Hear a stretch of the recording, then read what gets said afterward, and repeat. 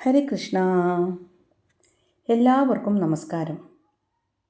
ഇപ്പോൾ നമ്മൾ കടന്നു പോകുന്നത് അതീവ പുണ്യകരമായ അധിക മാസത്തിലൂടെ അഥവാ പുരുഷോത്തമ മാസത്തിലൂടെയാണ്.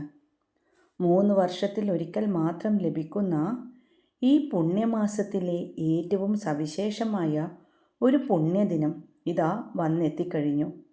ഈ വരുന്ന ജൂൺ 11 വ്യാഴാഴ്ചയാണ് ദാരിദ്ര്യ ദുഃഖങ്ങളും കടബാധ്യതകളും അപ്പാടെ മാറ്റി ജീവിതത്തിൽ സർവ്വ ഐശ്വര്യങ്ങളും നൽകുന്ന പരമ ഏകാദശി വരുന്നത്. അതായത് 3 വർഷത്തിലൊരിക്കൽ മാത്രം വരുന്ന അധിക മാസത്തിലെ കൃഷ്ണപക്ഷത്തിലാണ് പരമ ഏകാദശി അഥവാ പരമശുദ്ധ ഏകാദശി നമ്മൾ അനുഷ്ഠിക്കുന്നത്. വിഷ്ണു ഭഗവാന് ഏറ്റവും പ്രിയപ്പെട്ട ഈ വ്രതം നോൽക്കുന്നത് സർവ പാപങ്ങളിൽ നിന്ന് മോചനവും ഐശ്വര്യവും മരണാനന്തര വൈകുണ്ഠപ്രാപ്തിയും നൽകുമെന്നാണ് ഹൈന്ദവ വിശ്വാസം.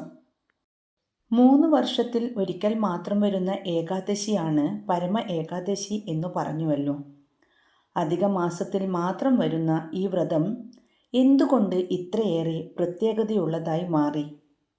സത്യസന്ധനായ ഹരിശ്ചന്ദ്ര മഹാരാജാവിനും സുമേധൻ എന്ന ദരിദ്ര ബ്രാഹ്മണനും ജീവിതത്തിൽ നഷ്ടപ്പെട്ടതെല്ലാം തിരിച്ചു നൽകിയ ഈ വ്രതത്തിൻ്റെ പുരാണ കഥകൾ എന്തൊക്കെയാണ്?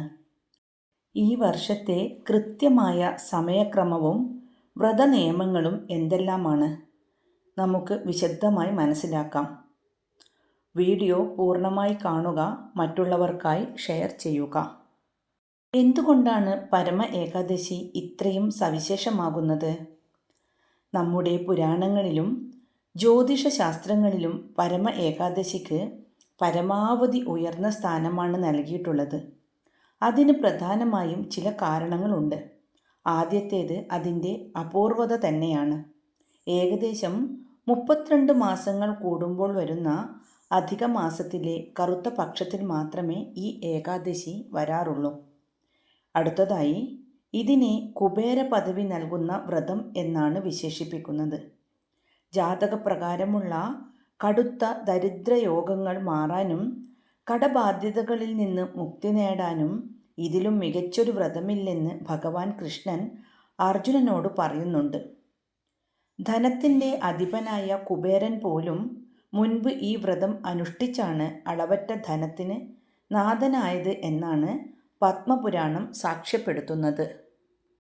പരമ ഏകാദശിയുമായി ബന്ധപ്പെട്ട ആദ്യത്തെ കഥ സുമേധൻ എന്ന ബ്രാഹ്മണൻ്റെ ദാരിദ്ര്യമുക്തിയുടെ കഥയാണ്. ഭഗവാൻ കൃഷ്ണൻ അർജുനന് വിവരിച്ചു കൊടുക്കുന്ന ഒന്നാമത്തെ കഥയാണ് ഇത്. സുമേധൻ എന്ന ബ്രാഹ്മണൻ്റേതാണ് ഈ കഥ. കാമ്യക വനത്തിനടുത്ത് ജീവിച്ചിരുന്ന സുമേധൻ അതീവ ജ്ഞാനിയായിരുന്നിട്ടും കടുത്ത ദാരിദ്ര്യത്തിലായിരുന്നു.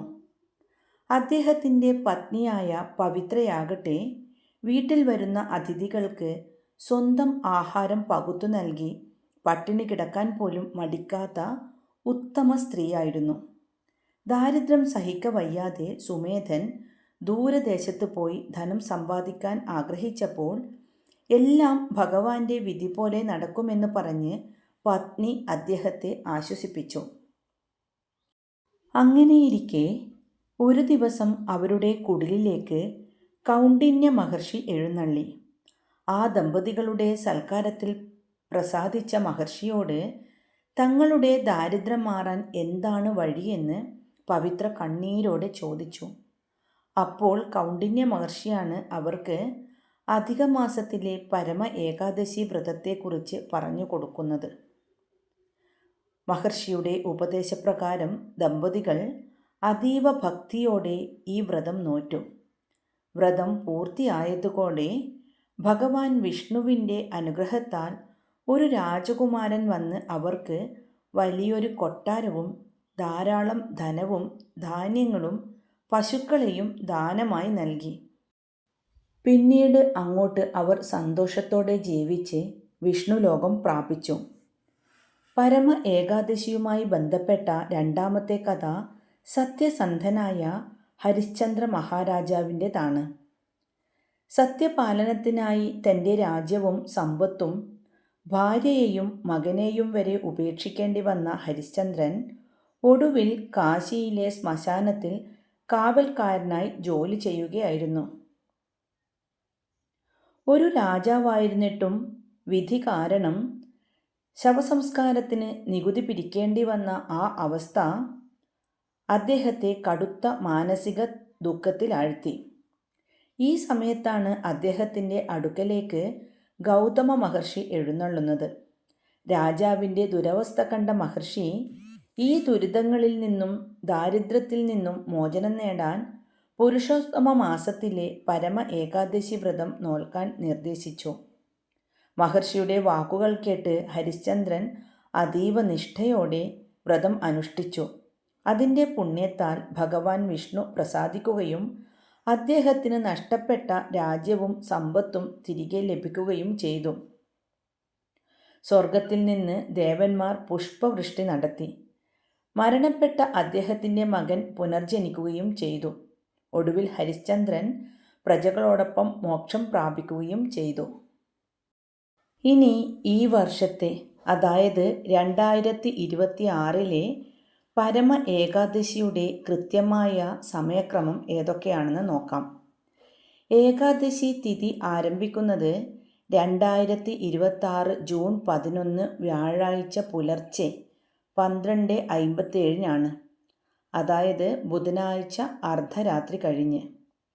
ഏകാദശി തിഥി അവസാനിക്കുന്നത് 2026 ജൂൺ 11 വ്യാഴാഴ്ച രാത്രി 10:36 വ്രതം അനുഷ്ഠിക്കേണ്ട ദിവസം വ്യാഴാഴ്ച രാവിലെ സൂര്യോദയ സമയത്ത് ഏകാദശി തിഥി ഉള്ളതിനാൽ 2026 ജൂൺ 11 വ്യാഴാഴ്ചയാണ് ഭക്തർ വ്രതം നോൽക്കേണ്ടത്.